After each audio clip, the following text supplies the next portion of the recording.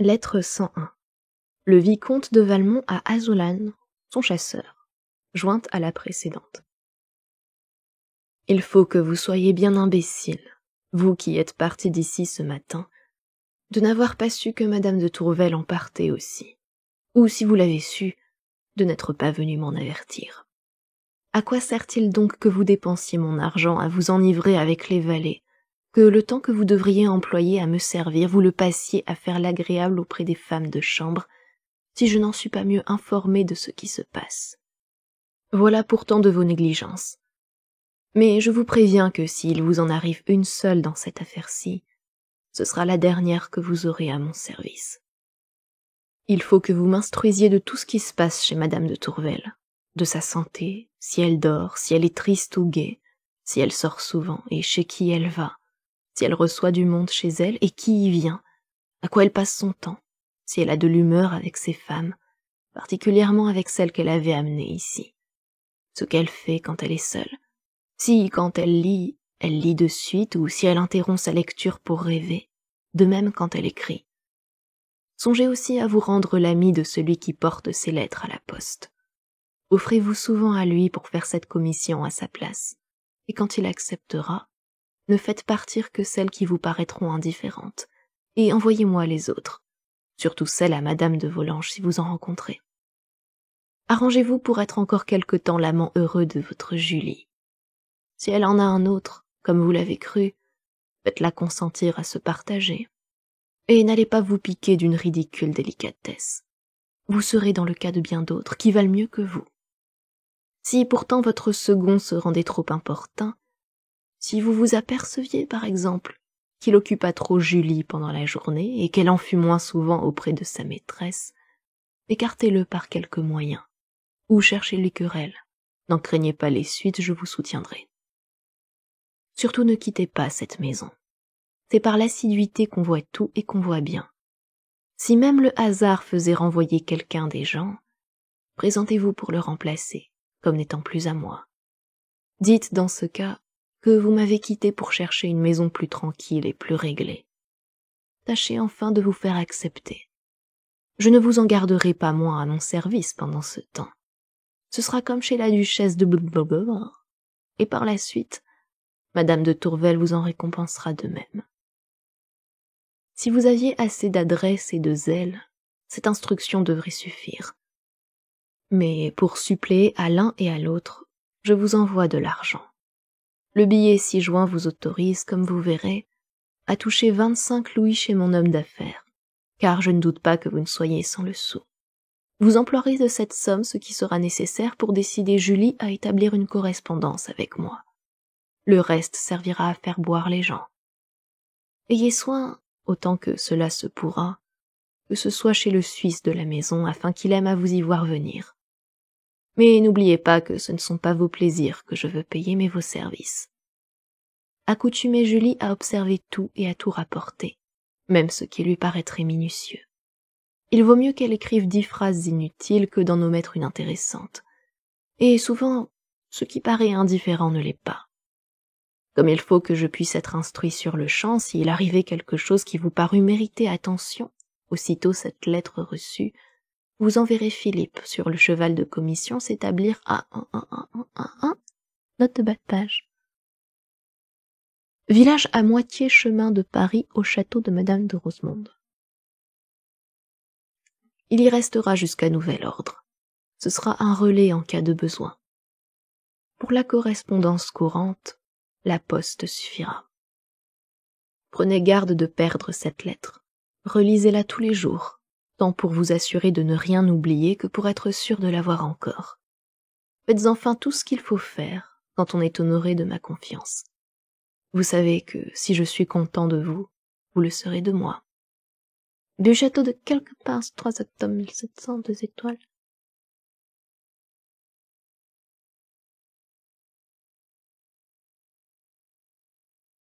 Lettre 102. La présidente de Tourvel à madame de Rosemonde. Vous serez bien étonnée, madame, en apprenant que je pars de chez vous aussi précipitamment. Cette démarche va vous paraître bien extraordinaire, mais que votre surprise va redoubler encore quand vous en saurez les raisons.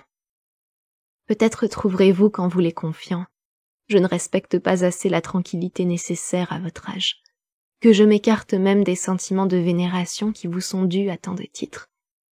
Ah, madame, pardon, mais mon cœur est oppressé. Il a besoin d'épancher sa douleur dans le sein d'une amie également douce et prudente. Quel autre que vous pouvait-il choisir? Regardez-moi comme votre enfant. Ayez pour moi les bontés maternelles, je les implore. J'y ai peut-être quelque droit par mes sentiments pour vous. Où est le temps où, tout entière à ces sentiments louables, je ne connaissais point ceux qui, portant dans l'âme le trouble mortel que j'éprouve, ôtent la force de les combattre en même temps qu'ils en imposent le devoir. Ah, ce fatal voyage m'a perdu. Que vous dirais-je enfin? J'aime. Oui, j'aime éperdument. Hélas, ce mot que j'écris pour la première fois, ce mot si souvent demandé sans être obtenu, je paierai de ma vie la douceur de pouvoir une fois seulement le faire entendre à celui qui l'inspire. Et pourtant, il faut le refuser sans cesse. Il va douter encore de mes sentiments. Il croira avoir à s'en plaindre. Je suis bien malheureuse. Que ne lui est-il aussi facile de lire dans mon cœur que d'y régner? Oui, je souffrirais moins s'il savait tout ce que je souffre. Mais vous-même, à qui je le dis, vous n'en aurez encore qu'une faible idée. Dans peu de moments, je vais le fuir et l'affliger. Tandis qu'il se croira encore près de moi, je serai déjà loin de lui. À l'heure où j'avais coutume de le voir chaque jour, je serai dans des lieux où il n'est jamais venu, où je ne dois pas permettre qu'il vienne. Déjà tous mes préparatifs sont faits, tout est là, sous mes yeux. Je ne puis les reposer sur rien qui ne m'annonce ce cruel départ. Tout est prêt, excepté moi. Et plus mon cœur s'y refuse, plus il me prouve la nécessité de m'y soumettre. Je m'y soumettrai sans doute. Il vaut mieux mourir que de vivre coupable. Déjà, je le sens, je ne le suis que trop. Je n'ai sauvé que ma sagesse. La vertu s'est évanouie. Faut-il vous l'avouer?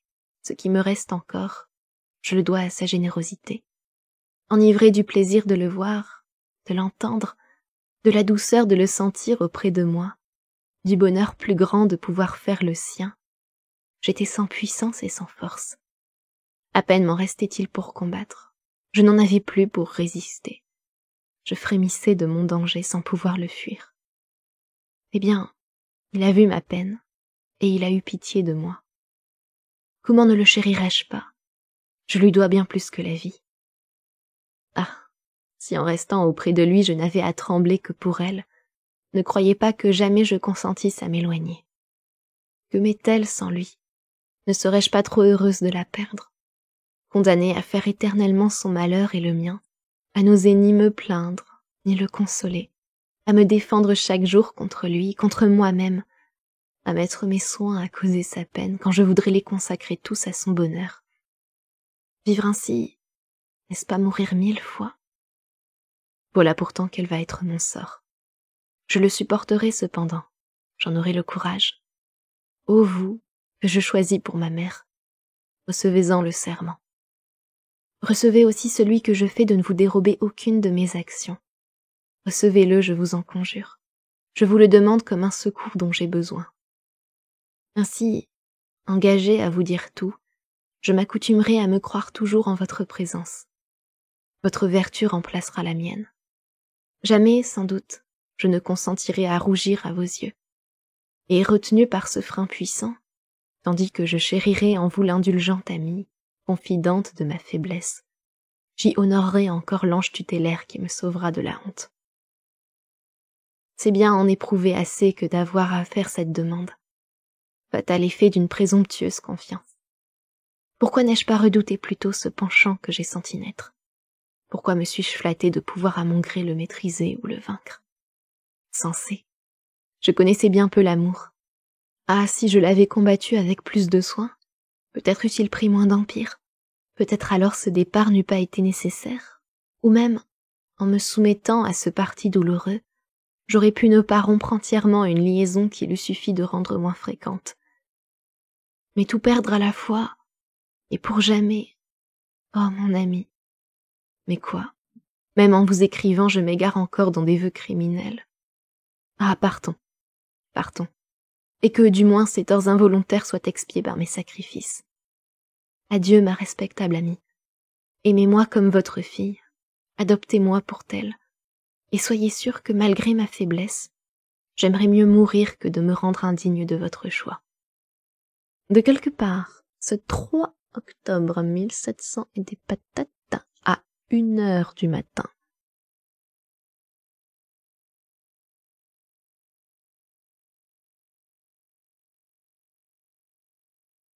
Lettre 103. Madame de Rosemonde à la présidente de Tourvel.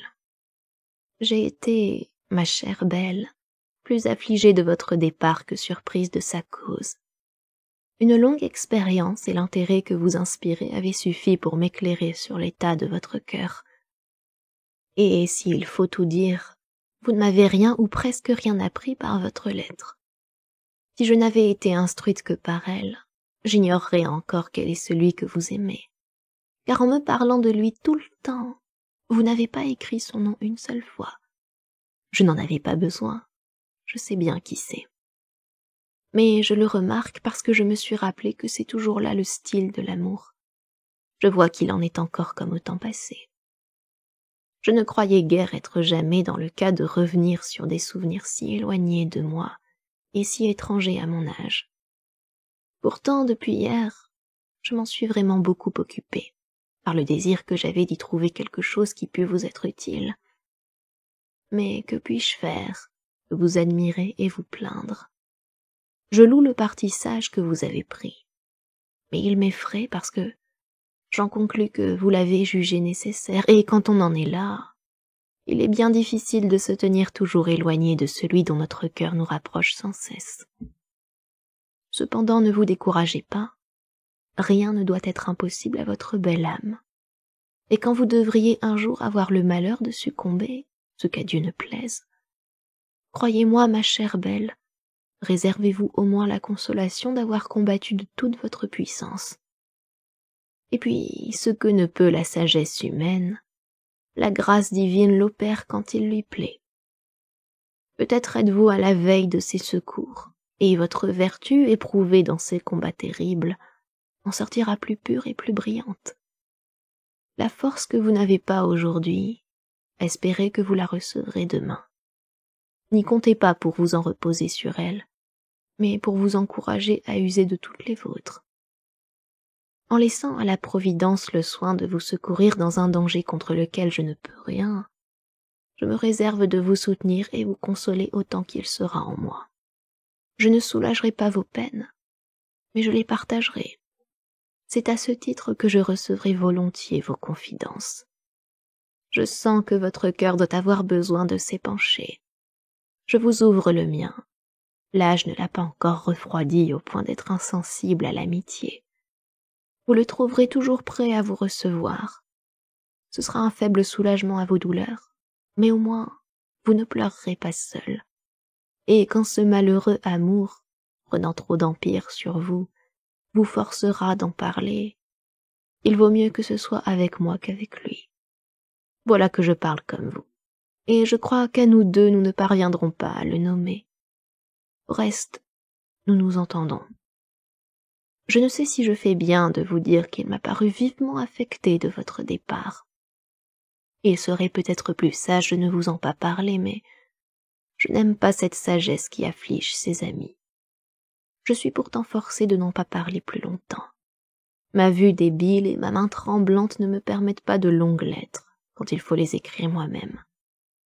Adieu donc, ma chère belle. Adieu, mon aimable enfant. Oui, je vous adopte volontiers pour ma fille, et vous avez bien tout ce qu'il faut pour faire l'orgueil et le plaisir d'une mère. Du château de Quelqueport, Strasse Tom, Saint-Destoin.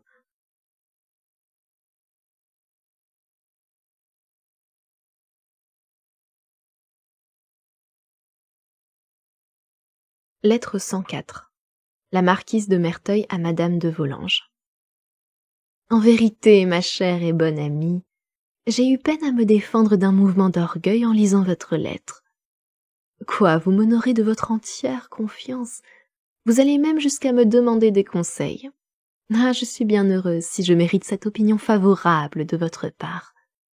si je ne la dois pas seulement à la prévention de l'amitié. Au reste, quel qu'en soit le motif, elle n'en est pas moins précieuse à mon cœur, et l'avoir obtenue n'est à mes yeux qu'une raison de plus pour travailler davantage à la mériter. Je vais donc, mais sans prétendre vous donner un avis, vous dire librement ma façon de penser. Je m'en méfie, parce qu'elle diffère de la vôtre, mais quand je vous aurai exposé mes raisons, vous les jugerez, et si vous les condamnez, je souscris d'avance à votre jugement. J'aurai au moins cette sagesse de ne pas me croire plus sage que vous. Si pourtant, et pour cette seule fois mon avis se trouvait préférable, il faudrait en chercher la cause dans les illusions de l'amour maternel. Puisque ce sentiment est louable, il doit se trouver en vous. Qu'il se reconnaît bien en effet dans le parti que vous êtes tenté de prendre. C'est ainsi que, s'il vous arrive d'errer quelquefois, ce n'est jamais que dans le choix des vertus. La prudence est, à ce qu'il me semble, celle qu'il faut préférer quand on dispose du sort des autres, et surtout quand il s'agit de le fixer par un lien indissoluble et sacré tel que celui du mariage. C'est alors qu'une mère, également sage et tendre, doit, comme vous le dites si bien, aider sa fille de son expérience. Or, je vous le demande, qu'a-t-elle à faire pour y parvenir, sinon de distinguer pour elle entre ce qui plaît et ce qui convient? Ne serait-ce donc pas avilir l'autorité maternelle, ne serait-ce pas l'anéantir, que de la subordonner à un goût frivole dont la puissance illusoire ne se fait sentir qu'à ceux qui la redoutent, et disparaît sitôt qu'on la méprise? Pour moi, je l'avoue, je n'ai jamais cru à ces passions entraînantes et irrésistibles dont il semble qu'on soit convenu de faire l'excuse générale de nos dérèglements. Je ne conçois point comment un goût, qu'un moment voit naître et qu'un autre voit mourir, peut avoir plus de force que les principes inaltérables de pudeur, d'honnêteté et de modestie. Et je n'entends pas plus qu'une femme qui les trahit puisse être justifiée par sa passion prétendue, qu'un voleur ne le serait par la passion de l'argent, ou un assassin par celle de la vengeance. Et qui peut dire n'avoir jamais eu à combattre? Mais j'ai toujours cherché à me persuader que, pour résister, il suffisait de le vouloir. Et jusqu'alors, au moins, mon expérience a confirmé mon opinion. Que serait la vertu sans les devoirs qu'elle impose? Son culte est dans nos sacrifices, sa récompense dans nos cœurs. Ces vérités ne peuvent être niées que par ceux qui ont intérêt de les méconnaître, et qui, déjà dépravés, espèrent faire un moment illusion en essayant de justifier leur mauvaise conduite par de mauvaises actions. Mais pourrait-on le craindre d'un enfant simple et timide, d'un enfant né de vous, et dont l'éducation modeste et pure n'a pu que fortifier l'heureux naturel? C'est pourtant à cette crainte que j'ose dire humiliante pour votre fille, que vous voulez sacrifier le mariage avantageux que votre prudence avait ménagé pour elle. J'aime beaucoup Danceny, et depuis longtemps, comme vous savez, je vois peu monsieur de Gercourt. Mais mon amitié pour l'un, mon indifférence pour l'autre, ne m'empêche point de sentir l'énorme différence qui se trouve entre ces deux partis. Leur naissance est égale, j'en conviens, mais l'un est sans fortune, et celle de l'autre est telle que même sans naissance, elle aurait suffi pour le mener à tout. J'avoue bien que l'argent ne fait pas le bonheur, mais il faut avouer aussi qu'il le facilite beaucoup. Mademoiselle de Volanges est, comme vous le dites, assez riche pour deux. Cependant, 60 000 livres de rente dont elle va jouir ne sont pas déjà tant quand on porte le nom de Danceny quand il faut monter et soutenir une maison qui y réponde. Nous ne sommes plus au temps de Madame de Sévigné. Le luxe absorbe tout. On le blâme, mais il faut l'imiter. Et le superflu finit par priver du nécessaire. Quant aux qualités personnelles que vous comptez pour beaucoup, et avec beaucoup de raison, assurément monsieur de Gercourt est sans reproche de ce côté. Et à lui, ses preuves sont faites. J'aime à croire, et je crois qu'en effet Danceny ne lui cède en rien. Mais en sommes-nous aussi sûrs? Il est vrai qu'il a paru jusqu'ici exempt des défauts de son âge, et que, malgré le ton du jour, il montre un goût pour la bonne compagnie qui fait augurer favorablement de lui. Mais qui sait si cette sagesse apparente, il ne la doit pas à la médiocrité de sa fortune. Pour peu qu'on craigne d'être fripon ou crapuleux, Il faut de l'argent pour être joueur et libertin, et l'on peut encore aimer les défauts dont on redoute les excès. Enfin, il ne serait pas le millième qui aurait vu la bonne compagnie uniquement faute de pouvoir mieux faire. Je ne dis pas, à Dieu ne plaise, que je crois tout cela de lui, mais ce serait toujours un risque à courir. Et quel reproche n'auriez-vous pas à vous faire si l'événement n'était pas heureux? Que répondriez-vous à votre fille qui vous dirait « Ma mère, j'étais jeune et sans expérience, j'étais même séduite par une erreur pardonnable à mon âge, mais le ciel, qui avait prévu ma faiblesse, m'avait accordé une mère sage pour y remédier et m'en garantir. Pourquoi donc, oubliant votre prudence, avez-vous consenti à mon malheur? Était-ce à moi à me choisir un époux, quand je ne connaissais rien de l'état du mariage? Quand je l'aurais voulu, n'était-ce pas à vous y opposer? Mais je n'ai jamais eu cette folle volonté, décidée à vous obéir. J'ai attendu votre choix avec une respectueuse résignation. Jamais je ne me suis écartée de la soumission que je vous devais, et cependant je porte aujourd'hui la peine qui n'est due qu'aux enfants rebelles. Ah, votre faiblesse m'a perdue. Peut-être son respect étoufferait-il ses plaintes, mais l'amour maternel les devinerait, et les larmes de votre fille, pour être dérobées, n'en couleraient pas moins sur votre cœur. Où chercherez-vous alors vos consolations? Sera-ce dans ce fol amour contre lequel vous auriez dû l'armer et par qui, au contraire, vous vous serez laissé séduire? J'ignore, ma chère amie, si j'ai contre cette passion une prévention trop forte, mais je la crois redoutable, même dans le mariage. Ce n'est pas que je désapprouve qu'un sentiment honnête et doux vienne embellir le lien conjugal et adoucir en quelque sorte les devoirs qu'il impose. Mais ce n'est pas à lui qu'il appartient de le former. Ce n'est pas à l'illusion d'un moment à régler le choix de notre vie. En effet, pour choisir, il faut comparer. Et comment le pouvoir quand un seul objet nous occupe, quand celui-là même on ne peut le connaître, plongé que l'on est dans l'ivresse et l'aveuglement? J'ai rencontré, comme vous pouvez croire, plusieurs femmes atteintes de ce mal dangereux. J'ai reçu les confidences de quelques-unes. À les entendre, il n'en est point dont l'amant ne soit un être parfait. Mais ces perfections chimériques n'existent que dans leur imagination. Leur tête exaltée ne rêve qu'agrément et vertu. Elles emparent à plaisir celui qu'elles préfèrent. C'est la draperie d'un dieu, portée souvent par un modèle abject. Mais quel qu'il soit, à peine l'en ont-elles revêtu que, dupes de leur propre ouvrage, elles se prosternent pour l'adorer. Ou votre fille n'aime pas Danceny, ou elle éprouve cette même illusion. Elle est commune à tous deux, si leur amour est réciproque. Ainsi votre raison pour les unir à jamais se réduit à la certitude qu'ils ne se connaissent pas, qu'ils ne peuvent se connaître. Mais, me direz-vous, monsieur de Gercourt et ma fille se connaissent-ils davantage? Non, sans doute. Mais au moins ne s'abusent-ils pas? Ils s'ignorent seulement. Qu'arrive-t-il dans ce cas entre deux époux que je suppose honnêtes? C'est que chacun d'eux étudie l'autre, s'observe vis-à-vis de lui, cherche et reconnaît bientôt ce qu'il faut qu'il cède de ses goûts et de ses volontés pour la tranquillité commune. Ces légers sacrifices se font sans peine parce qu'ils sont réciproques et qu'on les a prévus. Bientôt ils font naître une bienveillance mutuelle.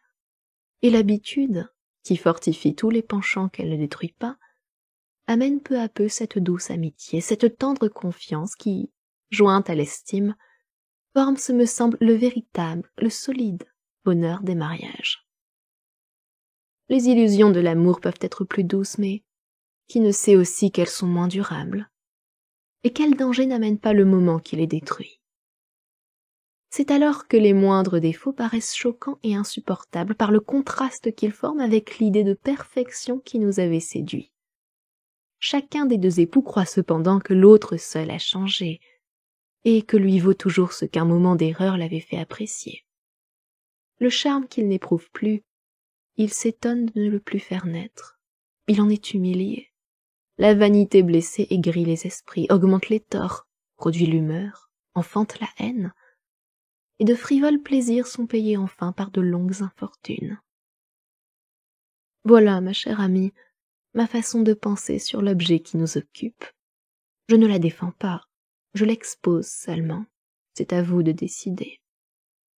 Mais si vous persistez dans votre avis, je vous demande de me faire connaître les raisons qui auront combattu les miennes. Je serai bien aise de m'éclairer auprès de vous, et surtout d'être rassurée sur le sort de votre aimable enfant dont je désire bien ardemment le bonheur, et par mon amitié pour elle, et par celle qui m'unit à vous pour la vie. Paris, ce 4 octobre 1702 étoiles.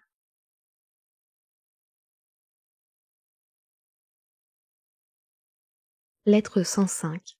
La marquise de Merteuil à Cécile Volanges.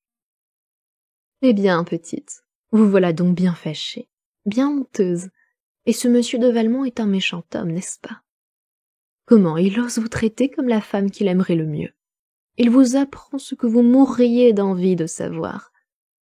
En vérité, ces procédés-là sont impardonnables.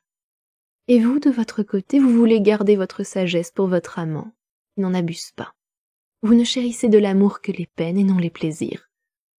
Rien de mieux, et vous figurerez à merveille dans un roman. De la passion, de l'infortune, de la vertu par-dessus tout, que de belles choses. Au milieu de ce brillant cortège, on s'ennuie quelquefois à la vérité, mais on le rend bien. Voyez donc la pauvre enfant comme elle est à plaindre. Elle avait les yeux battus le lendemain. Et que diriez-vous donc quand ce seront ceux de votre amant? Allez, mon bel ange, vous ne les aurez pas toujours ainsi. Tous les hommes ne sont pas des Valmont. Et puis, ne plus oser lever ces yeux-là. Oh, par exemple, vous avez eu bien raison. Tout le monde y aurait lu votre aventure. Croyez-moi, cependant, s'il en était ainsi, nos femmes et même nos demoiselles auraient le regard plus modeste. Malgré les louanges que je suis forcée de vous donner, comme vous voyez, il faut convenir pourtant que vous avez manqué votre chef-d'œuvre. C'était de tout dire à votre maman. Vous aviez si bien commencé. Déjà vous vous étiez jeté dans ses bras, vous sanglotiez, elle pleurait aussi. Quelle scène pathétique. Et quel dommage de ne l'avoir pas achevée. Votre tendre mère, toute ravie d'aise, et pour aider à votre vertu, vous aurez cloîtré pour toute votre vie. Et là vous auriez aimé Danceny tant que vous auriez voulu, sans rivaux et sans péché. Vous vous seriez désolé tout à votre aise, et Valmont, à coup sûr, n'aurait pas été troublé votre douleur par de contrariants plaisirs. Sérieusement, peut-on, à 15 ans passés, être enfant comme vous l'êtes? Vous avez bien raison de dire que vous ne méritez pas mes bontés. Je voulais pourtant être votre amie. Vous en avez besoin peut-être avec la mère que vous avez et le mari qu'elle veut vous donner. Mais si vous ne vous formez pas davantage, que voulez-vous qu'on fasse de vous? Que peut-on espérer si ce qui fait venir l'esprit aux filles semble au contraire vous l'ôter? Si vous pouviez prendre sur vous de raisonner un moment, vous trouveriez bientôt que vous devez vous féliciter au lieu de vous plaindre. Mais vous êtes honteuse, et cela vous gêne. Et tranquillisez-vous, la honte que cause l'amour est comme sa douleur, on ne l'éprouve qu'une fois. On peut encore la feindre après, mais on ne la sent plus. Cependant, le plaisir reste, et c'est bien quelque chose. Je crois même avoir démêlé, à travers votre petit bavardage, que vous pourriez le compter pour beaucoup. Allons un peu de bonne foi. Là, ce trouble qui vous empêchait de faire comme vous disiez, qui vous faisait trouver si difficile de se défendre, qui vous rendait comme fâché, quand Valmont s'en est allé. Était-ce bien la honte qui le causait? Ou si c'était le plaisir, et ces façons de dire auxquelles on ne sait comment répondre, cela ne viendrait-il pas de ces façons de faire? Ah, petite fille, vous mentez, et vous mentez à votre amie. Cela n'est pas bien, mais brisons-la. Ce qui pour tout le monde serait un plaisir, et pourrait n'être que cela, devient dans votre situation un véritable bonheur. En effet, placé entre une mère dont il vous importe d'être aimé, et un amant dont vous désirez de l'être toujours, comment ne voyez-vous pas que le seul moyen d'obtenir ces succès opposés est de vous occuper d'un tiers? Distraite par cette nouvelle aventure, tandis que vis-à-vis de votre maman vous aurez l'air de sacrifier à votre soumission pour elle un goût qui lui déplaît, vous acquerrez vis-à-vis de votre amant l'honneur d'une belle défense. En l'assurant sans cesse de votre amour, vous ne lui en accorderez pas les dernières preuves. Ces refus, si peu pénibles dans le cas où vous serez, il ne manquera pas de les mettre sur le compte de votre vertu. Il s'en plaindra peut-être, mais il vous en aimera davantage. Et pour avoir le double mérite, aux yeux de l'un de sacrifier l'amour, à ceux de l'autre d'y résister, il ne vous en coûtera que d'en goûter les plaisirs. Oh, combien de femmes ont perdu leur réputation qu'ils l'eussent conservée avec soin si elles avaient pu la soutenir par de pareils moyens. Ce parti que je vous propose ne vous paraît-il pas le plus raisonnable comme le plus doux? Savez-vous ce que vous avez gagné à celui que vous avez pris? C'est que votre maman a attribué votre redoublement de tristesse à un redoublement d'amour, qu'elle en est outrée, et que pour vous en punir, elle n'attend que d'en être plus sûre. Elle vient de m'en écrire. Elle tentera tout pour obtenir cet aveu de vous-même. Elle ira peut-être, me dit-elle, jusqu'à vous proposer Danceny pour époux, et cela pour vous engager à parler. Et si, vous laissant séduire par cette trompeuse tendresse, vous répondiez, selon votre cœur, bientôt renfermé pour longtemps, peut-être pour toujours, vous pleureriez à loisir votre aveugle crédulité. Cette ruse qu'elle veut employer contre vous, il faut la combattre par une autre. Commencez donc, en lui montrant moins de tristesse, à lui faire croire que vous songez moins à Danceny. Elle se le persuadera d'autant plus facilement que c'est l'effet ordinaire de l'absence. Et elle vous en saura d'autant plus de gré qu'elle y trouvera une occasion de s'applaudir de sa prudence, qui lui a suggéré ce moyen. Mais si, conservant quelques doutes, elle persistait pourtant à vous éprouver, et qu'elle vint à vous parler de mariage, renfermez-vous, en fille bien-née, dans une parfaite soumission. Au fait, qui risquez-vous? Pour ce qu'on fait d'un mari, l'un vaut toujours bien l'autre, et le plus incommode est encore moins gênant qu'une mère. Une fois plus contente de vous, votre maman vous mariera enfin. Et alors, plus libre dans vos démarches, vous pourrez, à votre choix, quitter Valmont pour prendre Danceny, ou même les garder tous deux. Car prenez-y garde, votre Danceny est gentil, mais c'est un de ces hommes qu'on a quand on veut et tant qu'on veut. On peut donc se mettre à l'aise avec lui. Il n'en est pas de même de Valmont. On le garde difficilement, et il est dangereux de le quitter. Il faut avec lui beaucoup d'adresse, ou, quand on n'en a pas, beaucoup de docilité. Mais aussi, si vous pouviez parvenir à vous l'attacher comme ami, ce serait là un bonheur. Il vous mettrait tout de suite au premier rang de nos femmes à la mode. C'est comme cela qu'on acquiert une consistance dans le monde, et non pas à rougir et à pleurer comme quand vos religieuses vous faisaient dîner à genoux. Vous tâcherez donc, si vous êtes sage, de vous raccommoder avec Valmont, qui doit être très en colère contre vous. Et comme il faut savoir réparer ses sottises, ne craignez pas de lui faire quelques avances. Aussi bien apprendrez-vous bientôt que si les hommes nous font les premières, nous sommes presque toujours obligés de faire les secondes. Vous avez un prétexte pour celle-ci, car il ne faut pas que vous gardiez cette lettre, et j'exige de vous de la remettre à Valmont aussitôt que vous l'aurez lue. N'oubliez pas pourtant de la recacheter auparavant. D'abord, c'est qu'il faut vous laisser le mérite de la démarche que vous ferez vis-à-vis de lui, et qu'elle n'ait pas l'air de vous avoir été conseillée. Et puis, c'est qu'il n'y a que vous au monde dont je sois assez l'ami pour vous parler comme je fais. Adieu, bel ange, suivez mes conseils, et vous me manderez si vous vous en trouvez bien. PS, à propos j'oubliais, un mot encore. Voyez donc à soigner davantage votre style. Vous écrivez toujours comme un enfant. Je vois bien d'où cela vient. C'est que vous dites tout ce que vous pensez, et rien de ce que vous ne pensez pas. Cela peut passer ainsi de vous à moi, qui devons n'avoir rien de caché l'une pour l'autre. Mais avec tout le monde, avec votre amant surtout, vous auriez toujours l'air d'une petite sotte. Vous voyez bien que quand vous écrivez à quelqu'un, c'est pour lui, et non pas pour vous. Vous devez donc moins chercher à lui dire ce que vous pensez que ce qui lui plaît davantage. Adieu, mon cœur.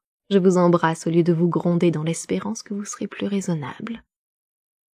Paris, le 4 octobre 1702 étoiles.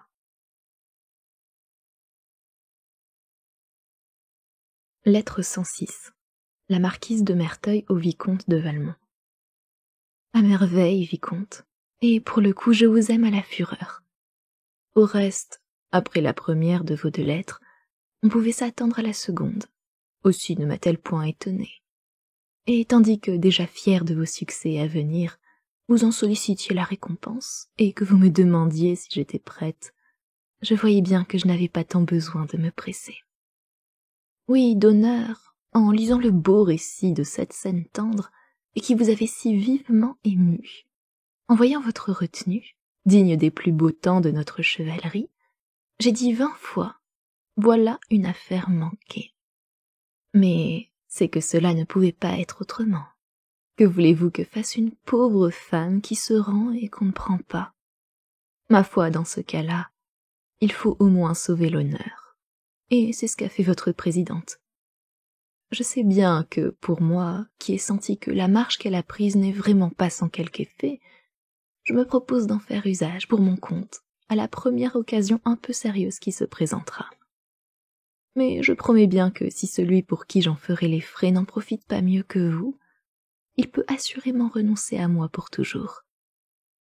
Vous voilà donc absolument réduit à rien, et cela entre deux femmes, dont l'une était déjà au lendemain, et l'autre ne demandait pas mieux que d'y être.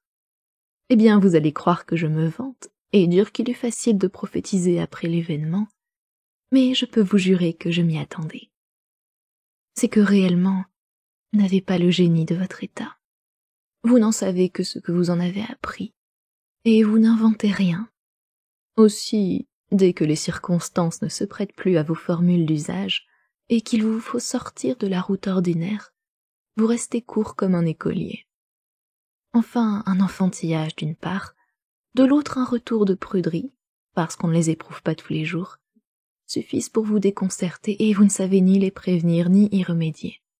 Ah, vicomte, vicomte, vous m'apprenez à ne pas juger les hommes par leur succès. Et bientôt il faudra dire de vous, il fut brave un tel jour. Et quand vous avez fait sottise sur sottise, vous recourez à moi. Il semble que je n'ai rien autre chose à faire que de les réparer. Il est vrai que ce serait bien assez d'ouvrage. Quoi qu'il en soit, de ces deux aventures, l'une est entreprise contre mon gré et je ne m'en mêle point. Pour l'autre, comme vous y avez mis quelque complaisance pour moi, j'en fais mon affaire. La lettre que je joins ici, que vous lirez d'abord, et que vous remettrez ensuite à la petite Volanges, est plus que suffisante pour vous la ramener. Mais je vous en prie, donnez quelque soin à cet enfant, et faisons-en de concert le désespoir de sa mère et de Gercourt. Il n'y a pas à craindre de forcer les doses. Je vois clairement que la petite personne n'en sera point effrayée. Et nos vues sur elle, une fois remplies, elle deviendra ce qu'elle pourra. Je me désintéresse entièrement sur son compte. J'avais eu quelque envie d'en faire au moins une intrigante subalterne, et de la prendre pour jouer les seconds sous moi. Mais je vois qu'il n'y a pas d'étoffe. Elle a une sotte ingénuité qui n'a pas cédé même au spécifique que vous avez employé, lequel pourtant n'en manque guère, et c'est selon moi la maladie la plus dangereuse que femme puisse avoir. Elle dénote, surtout, une faiblesse de caractère presque toujours incurable et qui s'oppose à tout, de sorte que, tandis que nous nous occuperions à former cette petite fille pour l'intrigue, nous n'en ferions qu'une femme facile. Or, je ne connais rien de si plat que cette facilité de bêtise qui se rend sans savoir ni comment ni pourquoi, uniquement parce qu'on l'attaque, et qu'elle ne sait pas résister. Ces sortes de femmes ne sont absolument que des machines à plaisir. Vous me direz qu'il n'y a qu'à n'en faire que cela, et que c'est assez pour nos projets. À la bonne heure. Mais n'oublions pas que de ces machines-là, tout le monde parvient bientôt à en connaître les ressorts et les moteurs. Ainsi que pour se servir de celle-ci sans danger, il faut se dépêcher, s'arrêter de bonne heure et la briser ensuite.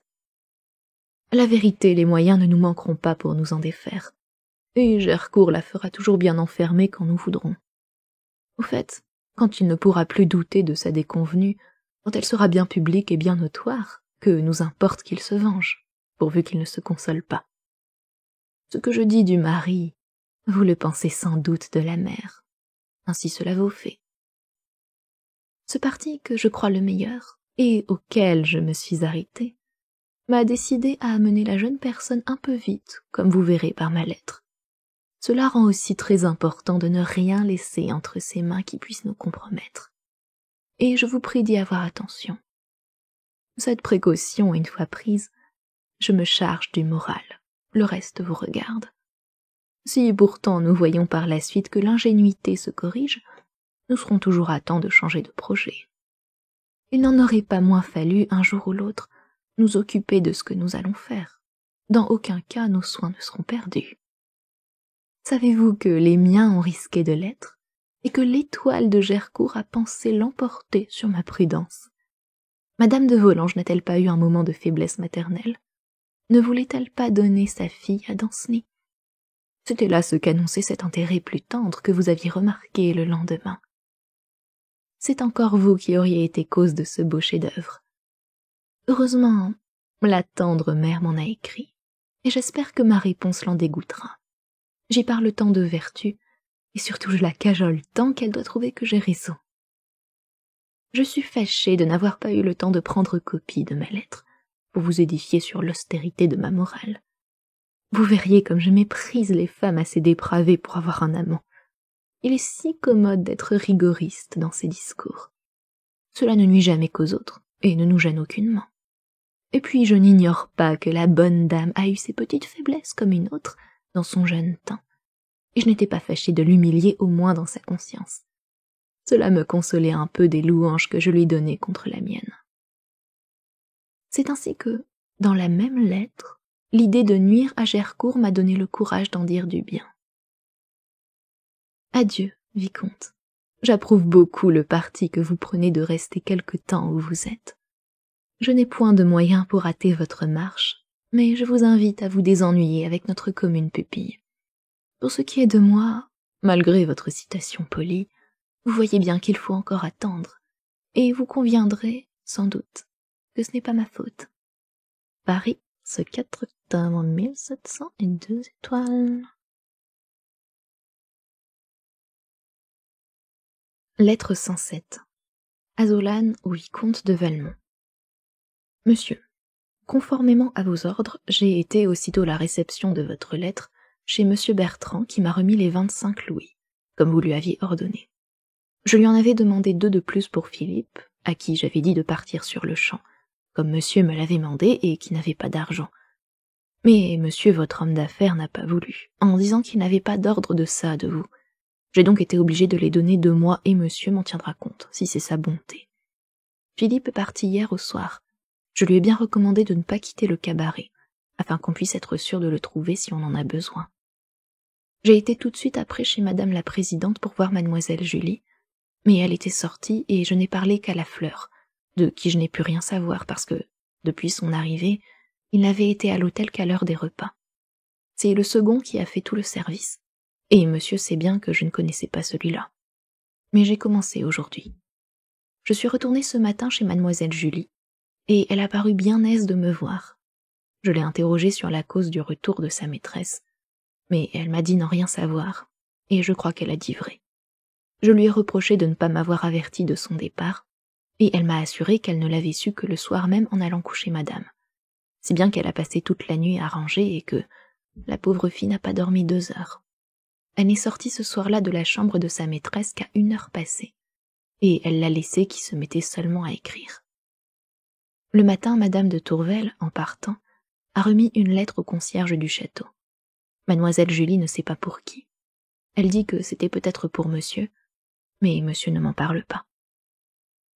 Pendant tout le voyage, madame a eu un grand capuchon sur sa figure, ce qui faisait qu'on ne pouvait la voir.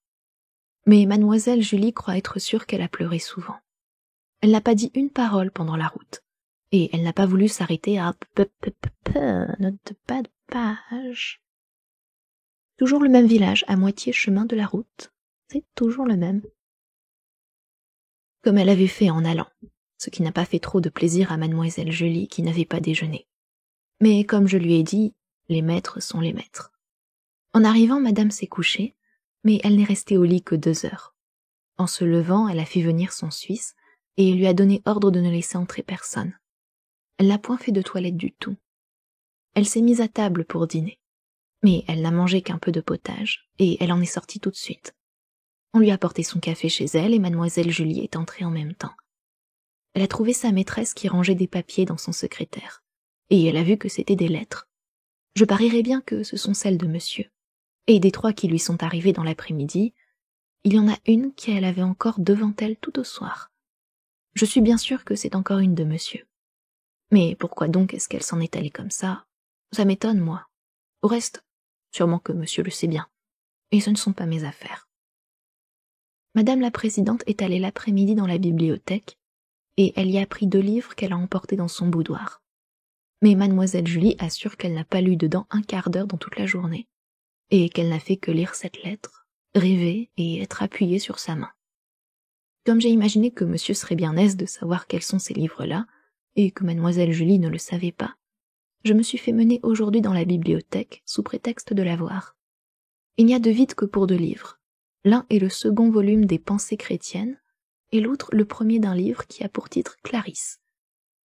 J'écris bien comme il y a. Monsieur saura peut-être ce que c'est. Hier au soir, madame n'a pas soupé. Elle n'a pris que du thé.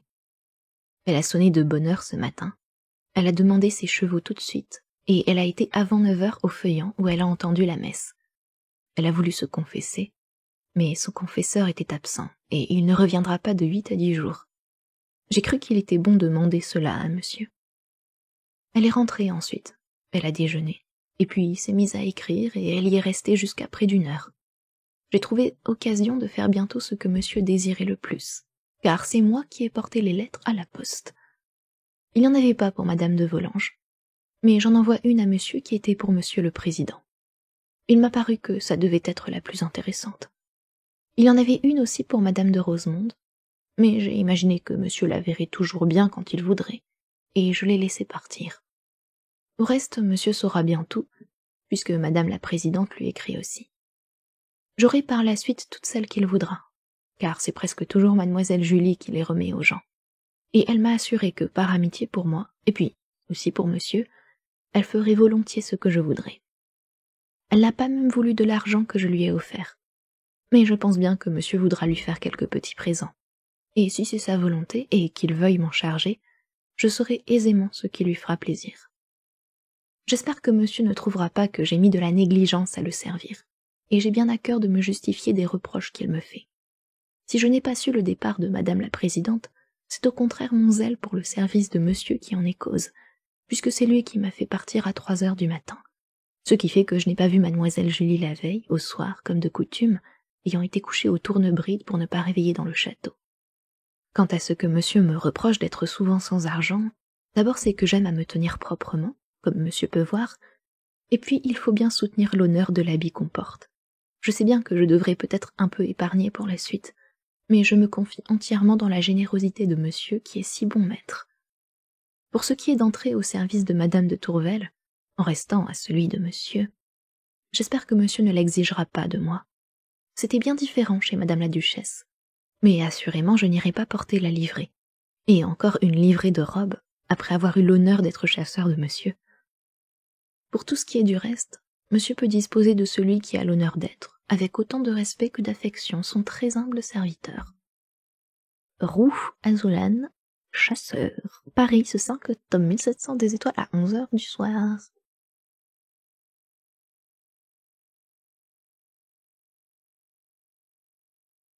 Lettre 108.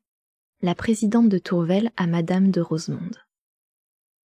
Oh, mon indulgente mère, que j'ai de grâce à vous rendre, et que j'avais besoin de votre lettre. Je l'ai lue et relue sans cesse. Je ne pouvais pas m'en détacher. Je lui dois les seuls moments moins pénibles que j'ai passés depuis mon départ. Comme vous êtes bonne, la sagesse, la vertu savent donc compatir à la faiblesse. Vous avez pitié de mes maux, si vous les connaissiez. Ils sont affreux.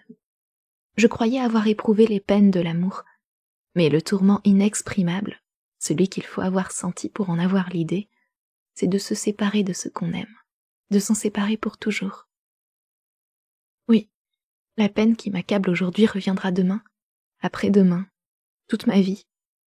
Mon Dieu, que je suis jeune encore, et qu'il me reste du temps à souffrir.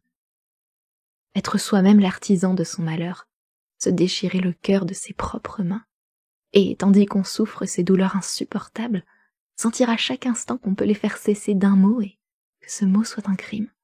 Ah, mon ami, Quand j'ai pris ce parti si pénible de m'éloigner de lui, j'espérais que l'absence augmenterait mon courage et mes forces.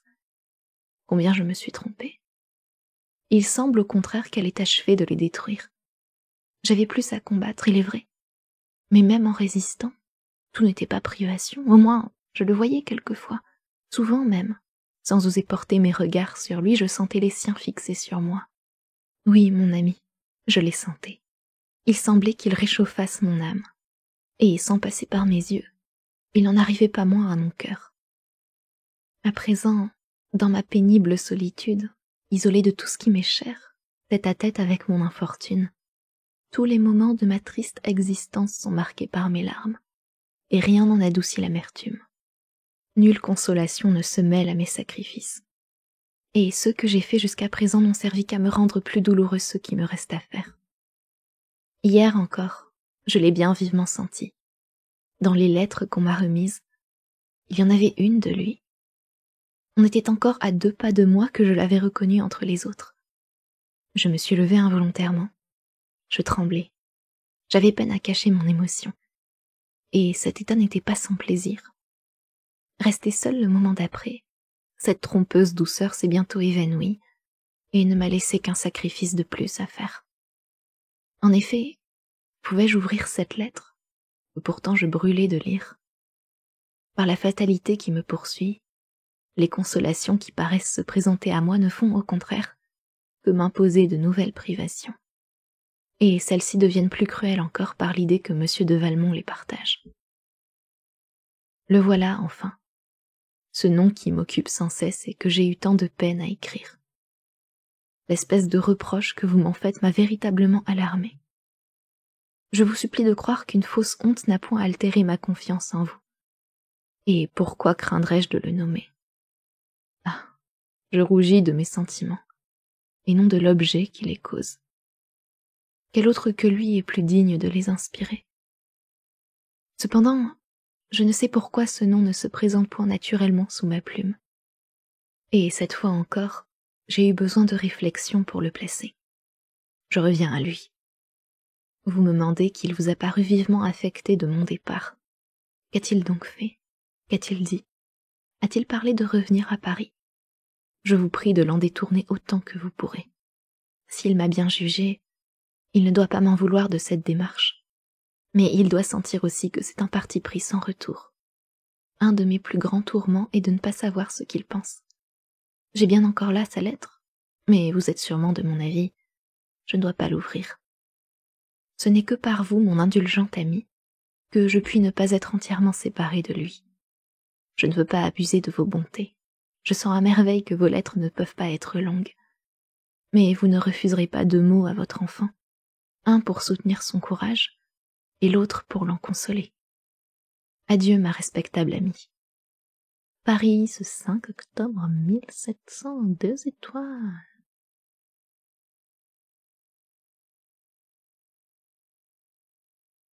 Lettre 109. Cécile Volanges à la marquise de Merteuil. Ce n'est que d'aujourd'hui, madame, que j'ai remis à M. de Valmont la lettre que vous m'avez fait l'honneur de m'écrire. Je l'ai gardée 4 jours, malgré les frayeurs que j'avais souvent qu'on la trouvât. Mais je la cachais avec bien du soin. Et quand le chagrin me reprenait, je m'enfermais pour la relire. Je vois bien que ce que je croyais un si grand malheur n'en est presque pas un, et il faut avouer qu'il y a bien du plaisir, de façon que je ne m'afflige presque plus. Il n'y a que l'idée de M. Danceny qui me tourmente toujours quelquefois. Mais il y a déjà tout plein de moments où je n'y songe pas du tout. Aussi, c'est que M. de Valmont est bien aimable. Je me suis raccommodée avec lui depuis 2 jours. Ça m'a été bien facile car je ne lui avais encore dit que 2 paroles, qu'il m'a dit que si j'avais quelque chose à lui dire, il viendrait le soir dans ma chambre. Et je n'ai eu qu'à répondre que je le voulais bien. Et puis dès qu'il y a été, il n'a pas paru plus fâché que si je ne lui avais jamais rien fait. Il ne m'a grondé qu'après, et encore bien doucement. Et c'était d'une manière, tout comme vous, ce qui m'a prouvé qu'il avait aussi bien de l'amitié pour moi. Je ne saurais vous dire combien il m'a raconté de drôles de choses et que je n'aurais jamais cru, particulièrement sur maman. Vous me feriez bien plaisir de me demander si tout cela est vrai. Ce qui est bien sûr, c'est que je ne pouvais pas me retenir de rire. Si bien qu'une fois j'ai ri aux éclats, ce qui nous a fait bien peur, car maman aurait pu entendre. Et si elle était venue voir, qu'est-ce que je serais devenue? C'est bien pour le coup qu'elle m'aurait remise au couvent. Comme il faut être prudent, et que, comme M. de Valmont m'a dit lui-même, pour rien au monde il ne voudrait risquer de me compromettre, nous sommes convenus que dorénavant il viendrait seulement ouvrir la porte, et que nous irions dans sa chambre. Pour là, il n'y a rien à craindre. J'y ai déjà été hier, et actuellement que je vous écris, j'attends encore qu'il vienne. À présent, madame, j'espère que vous ne me gronderez plus. Il y a pourtant une chose qui m'a bien surprise dans votre lettre. C'est ce que vous me mandez pour quand je serai mariée au sujet de Danceny et de M. de Valmont. Il me semble qu'un jour à l'opéra vous me disiez au contraire qu'une fois mariée, je ne pourrais plus aimer que mon mari, et qu'il me faudrait même oublier Danceny. Au reste, peut-être que j'avais mal entendu, et j'aime bien mieux que cela soit autrement, parce qu'à présent, je ne craindrai plus tant le moment de mon mariage. Je le désire même, puisque j'aurai plus de liberté, et j'espère qu'alors je pourrai m'arranger de façon à ne plus songer qu'à Danceny. Je sens bien que je ne serai véritablement heureuse qu'avec lui, car à présent son idée me tourmente toujours, et je n'ai de bonheur que quand je peux ne pas penser à lui, ce qui est bien difficile. Et dès que j'y pense, je redeviens chagrine tout de suite. Ce qui me console un peu, c'est que vous m'assurez que Danceny m'en aimera davantage. Mais en êtes-vous bien sûr? Oh oui, vous ne voudriez pas me tromper. C'est pourtant plaisant que ce soit Danceny que j'aime, et que M. de Valmont... Mais, comme vous dites, c'est peut-être un bonheur. Enfin, nous verrons. Je n'ai pas trop entendu ce que vous me marquez au sujet de ma façon d'écrire. Il me semble que Danceny trouve mes lettres bien comme elles sont.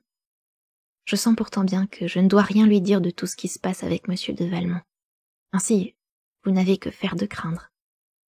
Maman ne m'a point encore parlé de mon mariage, mais laissez faire. Quand elle m'en parlera, puisque c'est pour m'attraper, je vous promets que je saurai mentir. Adieu, ma bien bonne amie. Je vous remercie bien. Et je vous promets que je n'oublierai jamais toutes vos bontés pour moi. Il faut que je finisse car il est près d'1 heure. Ainsi, M. de Valmont ne doit pas tarder. Du château de quelque part, ce 10 octobre, sans histoire.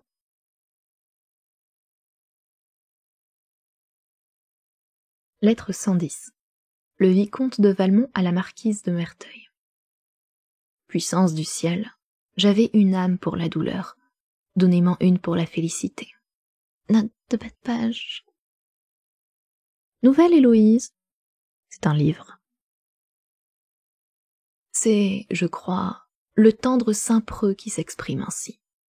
Mieux partagé que lui, je possède à la fois les deux existences. Oui, mon ami, je suis en même temps très heureux et très malheureux. Et puisque vous avez mon entière confiance, je vous dois le double récit de mes peines et de mes plaisirs. Sachez donc que mon ingrate dévote me tient toujours rigueur. J'en suis à ma 4e lettre renvoyée. J'ai peut-être tort de dire la 4e, car ayant bien deviné dès le premier renvoi qu'il serait suivi de beaucoup d'autres, et ne voulant pas perdre ainsi mon temps, j'ai pris le parti de mettre mes doléances en lieu commun et de ne point dater. Et depuis le second courrier, c'est toujours la même lettre qui va et vient. Je ne fais que changer d'enveloppe. Si ma belle finit comme finissent ordinairement les belles, et s'attendrit un jour, au moins de lassitude, elle gardera enfin la missive, et il sera temps alors de me remettre au courant. Vous voyez qu'avec ce nouveau genre de correspondance, je ne peux pas être parfaitement instruit.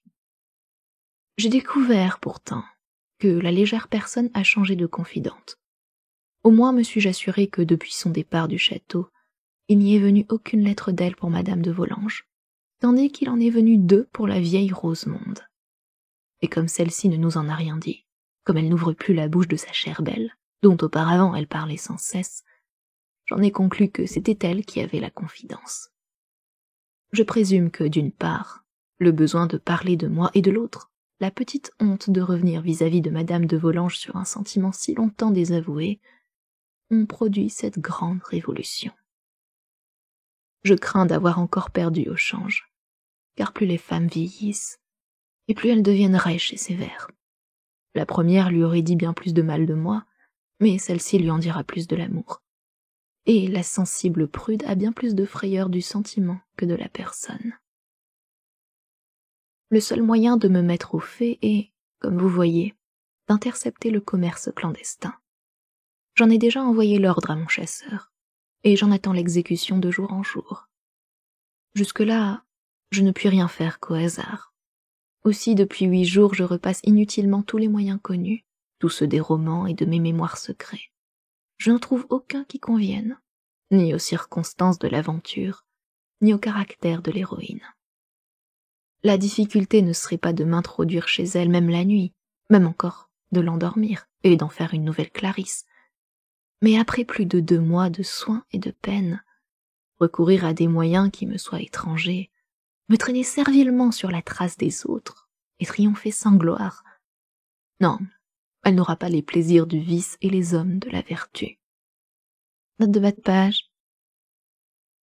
Nouvelle Héloïse, le même livre. Ce n'est pas assez pour moi de la posséder.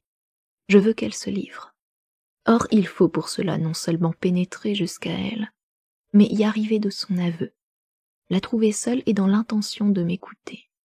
Surtout lui fermer les yeux sur le danger, car si elle le voit, elle saura le surmonter ou mourir.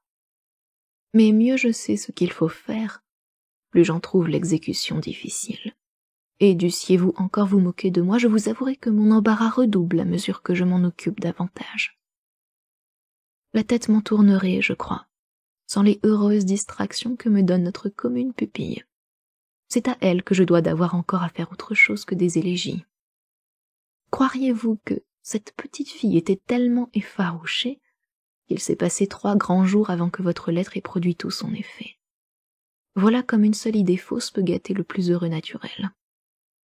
Enfin, ce n'est que samedi qu'on est venu tourner autour de moi et me balbutier quelques mots, encore prononcés si bas et tellement étouffés par la honte qu'il était impossible de les entendre. Mais la rougeur qu'ils causèrent m'en fit deviner le sens. Jusque-là, je m'étais tenue fière, mais fléchie par un si plaisant repentir, je voulus bien promettre d'aller trouver le soir même la jolie pénitente. Et cette grâce de ma part fut reçue avec toute la reconnaissance due à un si grand bienfait. Comme je ne perds jamais de vue ni vos projets ni les miens, j'ai résolu de profiter de cette occasion pour connaître au juste la valeur de cet enfant, et aussi pour accélérer son éducation.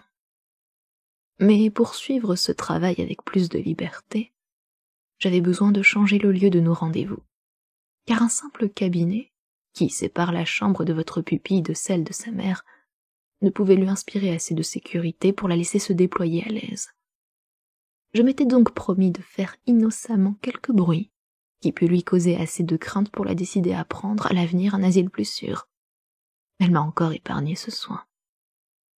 La petite personne est rieuse, et pour favoriser sa gaieté, je m'avisai dans nos entr'actes de lui raconter toutes les aventures scandaleuses qui me passaient par la tête. Et pour les rendre plus piquantes et fixer davantage son attention, je les mettais toutes sur le compte de sa maman, que je me plaisais à chamarrer ainsi de vices et de ridicules. Ce n'était pas sans motif que j'avais fait ce choix. Il encourageait mieux que tout autre ma timide écolière, et je lui inspirais en même temps le plus profond mépris pour sa mère. J'ai remarqué depuis longtemps que si ce moyen n'est pas toujours nécessaire à employer pour séduire une jeune fille, il est indispensable, et souvent même le plus efficace quand on veut la dépraver. Car celle qui ne respecte pas sa mère ne se respectera pas elle-même. Vérité morale que je crois si utile que j'ai été bien aise de fournir un exemple à l'appui du précepte. Cependant, votre pupille, qui ne songeait pas à la morale, étouffait de rire à chaque instant, et enfin une fois elle pensa éclater. Je n'eus pas de peine à lui faire croire qu'elle avait fait un bruit affreux. Je feignis une grande frayeur, qu'elle partagea facilement. Pour qu'elle s'en ressouvînt mieux, je me permis plus au plaisir de reparaître, et la laissai seule 3 heures plus tôt que de coutume. Aussi convînmes-nous, en nous séparant, que dès le lendemain ce serait dans ma chambre que nous nous rassemblerions. Je l'y ai déjà reçue 2 fois, et dans ce court intervalle l'écolière est devenue presque aussi savante que le maître. Oui, en vérité, je lui ai tout appris, jusqu'aux complaisances. Je n'ai accepté que les précautions. Ainsi occupée toute la nuit, j'y gagne de dormir une grande partie du jour. Et comme la société actuelle du château n'a rien qui m'attire, à peine parais-je 1 heure au salon dans la journée. J'ai même, d'aujourd'hui, pris le parti de manger dans ma chambre, et je ne compte plus la quitter que pour de courtes promenades. Ces bizarreries passent sur le compte de ma santé. J'ai déclaré que j'étais perdue de vapeur. J'ai annoncé aussi un peu de fièvre. Il ne m'en coûte que de parler d'une voix lente et éteinte. Quant au changement de ma figure, fiez-vous-en à votre pupille. L'amour y pourvoira. Note de bas de page. Regnard. Folie amoureuse. Encore un livre, c'est pas le même. J'occupe mon loisir en rêvant au moyen de reprendre sur mon ingrate les avantages que j'ai perdus, et aussi à composer une espèce de catéchisme de débauche à l'usage de mon écolière. Je m'amuse à n'y rien nommer que par le mot technique, et je ris d'avance de l'intéressante conversation que cela doit fournir entre elle et Gercourt la première nuit de leur mariage. Rien n'est plus plaisant que l'ingénuité avec laquelle elle se sert déjà du peu qu'elle sait de cette langue. Elle n'imagine pas qu'on puisse parler autrement. Cette enfant est réellement séduisante. Ce contraste de la candeur naïve avec le langage de l'effronterie ne laisse pas de faire de l'effet. Et je ne sais pourquoi, il n'y a plus que les choses bizarres qui me plaisent.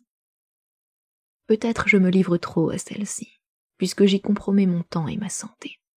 Mais j'espère que ma feinte maladie, outre qu'elle me sauvera de l'ennui du salon, pourra m'être encore de quelque utilité auprès de l'austère dévote, dont la vertu tigresse s'allie pourtant avec la douce sensibilité. Je ne doute pas qu'elle ne soit déjà instruite de ce grand événement, et j'ai beaucoup d'envie de savoir ce qu'elle en pense. D'autant plus que je parierais bien qu'elle ne manquera pas de s'en attribuer l'honneur. Je réglerai l'état de ma santé sur l'impression qu'il fera sur elle. Vous voilà, ma belle amie, au courant de mes affaires comme moi-même. Je désire avoir bientôt des nouvelles plus intéressantes à vous apprendre, et je vous prie de croire que dans le plaisir que je m'en promets, je compte pour beaucoup la récompense que j'attends de vous. Du château de quelque part ce 11 octobre 1700 et 2 étoiles.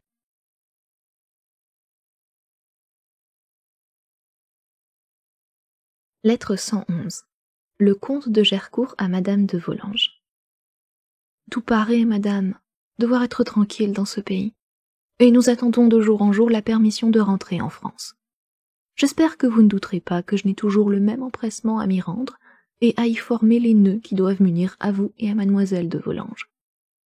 Cependant, monsieur le duc de mon cousin, et à qui vous savez que j'ai tant d'obligations, vient de me faire part de son rappel de Naples. Il me mande qu'il compte passer par Rome et voir dans sa route la partie d'Italie qui lui reste à connaître. Il m'engage à l'accompagner dans ce voyage, qui sera environ de 6 semaines ou 2 mois. Je ne vous cache pas qu'il me serait agréable de profiter de cette occasion, sentant bien qu'une fois mariée, je prendrai difficilement le temps de faire d'autres absences que celles que mon service exigera. Peut-être aussi serait-il plus convenable d'attendre l'hiver pour ce mariage, puisque ce ne peut être qu'alors que tous mes parents seront rassemblés à Paris, et nommément monsieur le marquis de Blanc, à qui je dois l'espoir de vous appartenir. Malgré ces considérations, mes projets à cet égard seront absolument subordonnés aux vôtres, et pour peu que vous préfériez vos premiers arrangements, je suis prêt à renoncer aux miens. Je vous prie seulement de me faire savoir le plus tôt possible vos intentions à ce sujet. J'attendrai votre réponse ici, et elle seule réglera ma conduite. Je suis avec respect, madame, et avec tous les sentiments qui conviennent à un fils, votre très humble, etc. Le comte de Gercourt, Bastia, ce 10 octobre 1100 et 10 étoiles. Lettre 112. Madame de Rosemonde à la présidente de Tourvel. Dictée seulement. Je ne reçois qu'à l'instant même, ma chère belle, votre lettre du 11. Note de bas de page. Cette lettre ne s'est pas retrouvée. Et les doux reproches qu'elle contient. Convenez que vous aviez bien envie de m'en faire davantage, et que si vous ne vous étiez pas ressouvenu que vous étiez ma fille, vous m'auriez réellement grondé. Vous auriez été pourtant bien injuste. C'était le désir et l'espoir de pouvoir vous répondre moi-même qui me faisait différer chaque jour, et vous voyez qu'encore aujourd'hui, je suis obligée d'emprunter la main de ma femme de chambre. Mon malheureux rhumatisme m'a reprise. Il s'est niché cette fois sur le bras droit, et je suis absolument manchotte. Voilà ce que c'est, jeune et fraîche comme vous êtes, d'avoir une si vieille amie. On souffre de ces incommodités. Aussitôt que mes douleurs me donneront un peu de relâche, je me promets bien de causer longuement avec vous. En attendant, sachez seulement que j'ai reçu vos 2 lettres, qu'elles auraient redoublé s'il était possible ma tendre amitié pour vous, et que je ne cesserai jamais de prendre part bien vivement à tout ce qui vous intéresse.